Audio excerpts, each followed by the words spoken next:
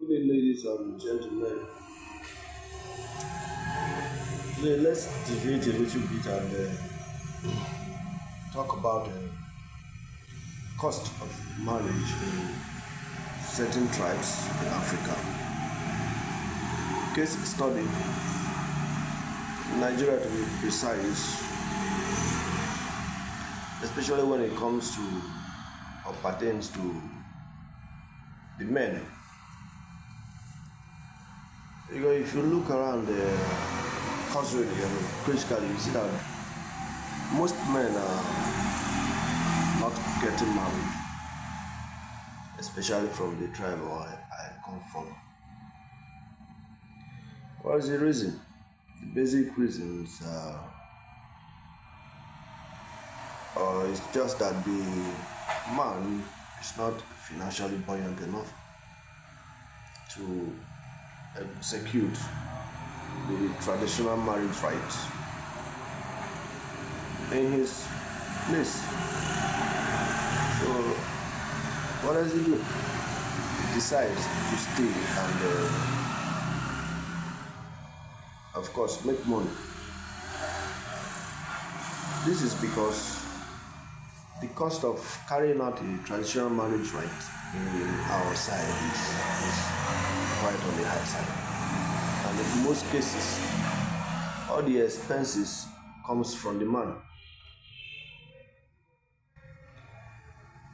And if the man look at his pocket and sees that he has a very little financial accumulation, is not to wait until he makes a certain amount of money that will be able to help him carry out the traditional marriage rite.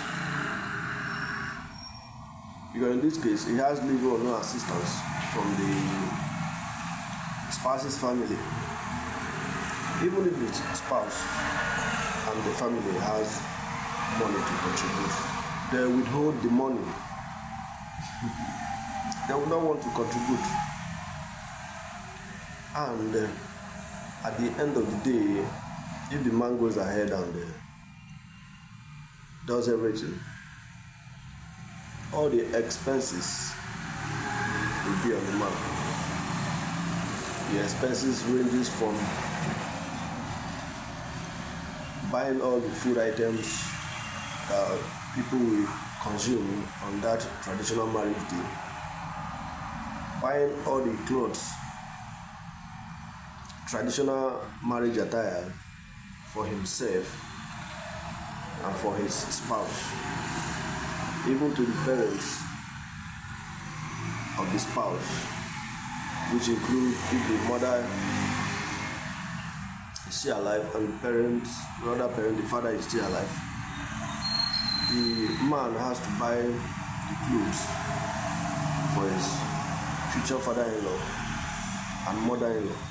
Then he also has to buy the clothes for his mother too, and for his father, because everybody needs to be in a different attire that day.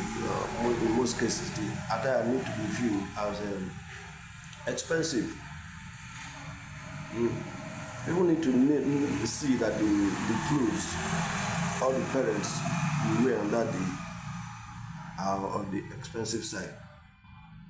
So where does all this expensive materials, money comes from? It's from the man only. And also other expenses that comes, which might include settling of the in-laws people, which you have to go and see one by one with bottles of wine for men and bundles of wrappers for the women of the family of the prospective spouse. All these things cost money. In some tribes, in some clans, in some villages, And this costs are even relative, because in some villages you can't even there. You can't. But the list that they will give you will comprise of so many things that will cost you much. And at the end of the day, if you are able to execute all these tasks, then after the marriage, the man will nearly be bankrupt. So this is why men in our side are trying to stay away from marriage for now, pending when he accumulates enough money that will be enough for him to carry out the marriage rights and still remain enough for him and the new wife to live on. Again, that's why you see some men in my side, they will be getting up to 40, 45, 50, and they are still not married. This is basically one of the reasons why men stay up late and are not married.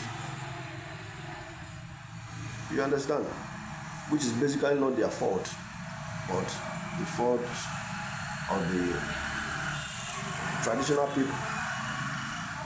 You get? So it's not easy for men. It's not easy. Especially for men that doesn't have assistance from relatives. You get? So that's that.